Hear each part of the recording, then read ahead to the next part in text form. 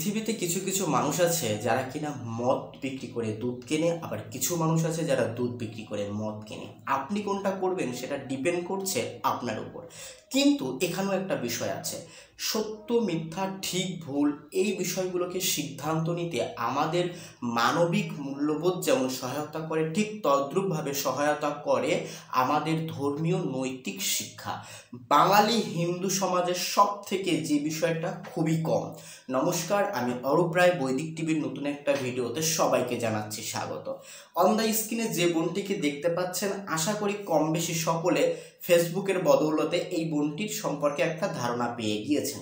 লাভ জিহাদ বা ধর্মান্তরণ, যেটা বাংলা ভাষাভাষী প্রতিটি হিন্দুর জানা একটি শব্দ, যেখানে কিনা একটা হিন্দু যুবতী, সুন্দরী রমণী বা একটা সুশিক্ষিত বা অর্ধশিক্ষিত যুবককে প্রেমের ফাঁদে ফেলে ধর্মান্তরিত করা হয়। এই ধর্মান্তরণ কার্যক্রম তিনটি ধাপে বাস্তবায়িত হয়। প্রথম ধাপটি হলো প্রেম বা প্রেমের ছলনার মাধ্যমে তাকে ধর্মান্তরণ করা। 2, তাকে নানাভাবে ধর্মীয় অযৌক্তিক কথাবার্তা বুঝিয়ে তাকে ধর্মান্তরিত করা। 3, যেটা শিকার আমিও হয়েছিলাম বা আমাকে যে অফারটা দেওয়া হয়েছিল, প্রচুর পরিমাণ টাকা পয়সা দিয়ে তাকে কনভার্ট করা। এবার এই তিনটা জিনিসই প্রচুর পরিমাণে ঘটছে বাংলা ভাষাভাষী হিন্দুদের সাথে। আপনারা একটু খোঁজ নিলেই আপনাদের আশেপাশে এরকম প্রচুর সংগঠন দেখতে পাবেন যারা কিনা হিন্দুদেরকে ধর্মান্তরিত করার জন্য বিশাল বড় বড় ক্লাব বা দাওয়াতি ফাউন্ডেশনের মতো বড় বড় প্রতিষ্ঠান গড়ে তুলেছে, যাদের একমাত্র লক্ষ্য যে কোনোভাবে ছলে বলে কলে কৌশলে একটা হিন্দু যুবক বা যুবতীকে ধর্মান্তরিত করা।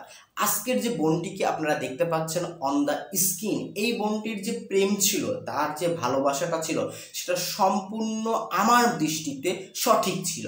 কারণ ভালোবাসা কখনো ধর্ম, বর্ণ, কালো সাদা এগুলো দেখে না।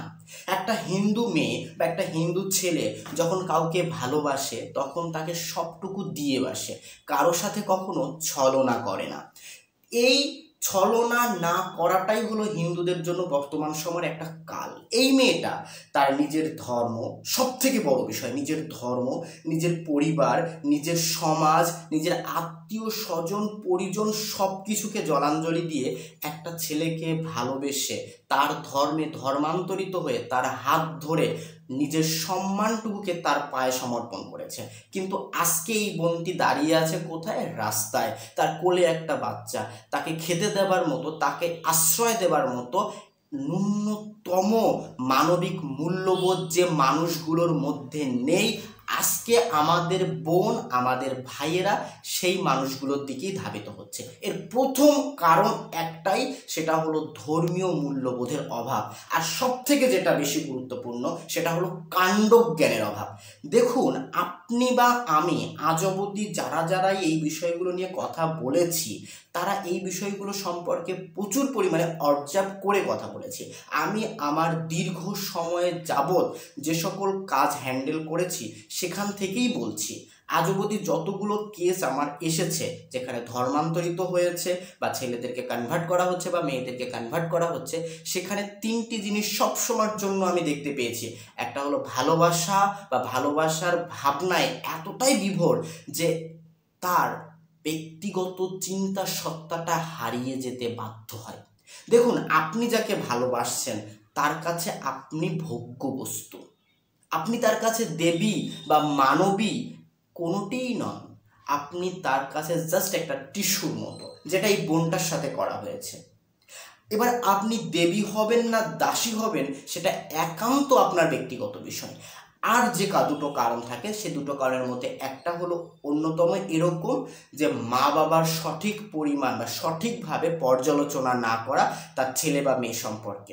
কারণ আমরা যখন কিশোর থেকে যৌবনে পদার্পণ করি, আমাদের যে ফ্রেন্ড সার্কেল থাকে, এই ফ্রেন্ড সার্কেলই আমাদেরকে ধর্মান্তরিত করতে সব থেকে বেশি পরিমাণে অনুচিত করছে। কারণ হিন্দু যুবক যুবতীরা তাদের ধর্ম সম্পর্কে প্রচুর পরিমাণে অজ্ঞ। এই কারণে এই সুযোগটাকে কাজে লাগিয়ে ভালোবাসা এবং তার সাথে মিথ্যা অবাস্তব কিছু ধর্মীয় বিষয়কে তাদের মধ্যে ধরিয়ে দিয়ে অতি অল্প সময়ে তাদেরকে কনভার্ট করা সম্ভব। এবার এখান থেকে বেরিয়ে আসার একটা পথ আমার দেখা আছে, যে বিষয়টা আমি বলতে চাই, দেখুন আমি আজ অবধি দেখিনি কোনো হিন্দু মেয়ে বা কোনো হিন্দু ছেলে অন্য ধর্ম অবলম্বী মেয়ে বা ছেলেকে গিয়ে প্রপোজ করেছে। আমরা অল টাইম দেখে এসেছি যে আমাদেরকে প্রপোজ করেছে, কিন্তু মজার বিষয় আমাদেরকে তারা ভালোবাসছে, আমরা তাদেরকে ভালোবাসতে যাচ্ছি না। কিন্তু আমাদেরকে ভালোবেসে আমরা সব কিছু হারাচ্ছি, তারা কিছু হারাচ্ছে না। এবার এটা কি আমরা করতে পারি না? আমাদেরকে যারা ভালোবাসো, আমি হিন্দু এটা জেনেই তো তুমি আমাকে ভালোবেসেছো, তাহলে কেন আমি তোমার এই ভালোবাসাকে গ্রহণ করবার জন্য নিজের ধর্ম, নিজের সমাজ, নিজের পরিবার এটাকে ত্যাগ করব? কেন আমি আজকে রাস্তায় পড়ে থাকব? আজকে থেকে এই স্লোগানটা আমাদের হোক যে আমাদেরকে যারা ভালোবাসবে, আমাদেরকে যারা পছন্দ করবে, তারা আমাদের মতো হয়ে যেন আমাদেরকে ভালোবাসে। তাই আমি বেসিক্যালি হিন্দু যুবক যুবতীকে একটা রিকোয়েস্ট করব, যখনই তোমাকে কোনো অহিন্দু প্রপোজ করে, তোমাকে সেটাকে অ্যাভয়েড করার কোনো আবশ্যকতা নেই। যদি সে ছেলেটাকে দেখতে ভালো লাগে বা মানে চালিয়ে নেওয়ার মতো হয়, ঠিক আছে, তুমি সেটা অ্যাকসেপ্ট করো, বাট তার সাথে সংযুক্ত তখন হবে যখন সে তোমার ধর্ম গ্রহণ করবে, তখন। তার আগে কখনো নয়। যখনই তুমি তার দিকে দুর্বল হবে, তখনই সে সবটুকু তোমার নিয়ে নেবে। কিন্তু তাকে যদি তুমি তোমার প্রতি দুর্বল করতে পারো, তবে এই সমস্যার সম্মুখীন তোমাকে হতে হবে না। আর সব থেকে মজার বিষয়, যখনই তুমি তাকে এই প্রস্তাবটা দেবে যে আমাকে ভালোবাসতে হলে, আমাকে পেতে হলে, আমাকে বিয়ে করতে হলে তোমাকে হিন্দু হতে হবে, তার ভালোবাসা জানলা থেকে উড়ে চলে যাবে।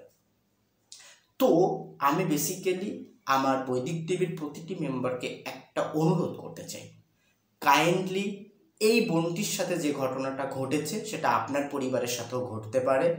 তাই দয়া করে নিজে সজাগ হন, নিজে জাগ্রত হন, নিজের পরিবারটাকেও জাগ্রত করুন, কারণ সমস্যা আসতে এতটুকু সময় নেবে না। সকলে ভালো থাকবেন, সুস্থ থাকবেন। নমস্কার।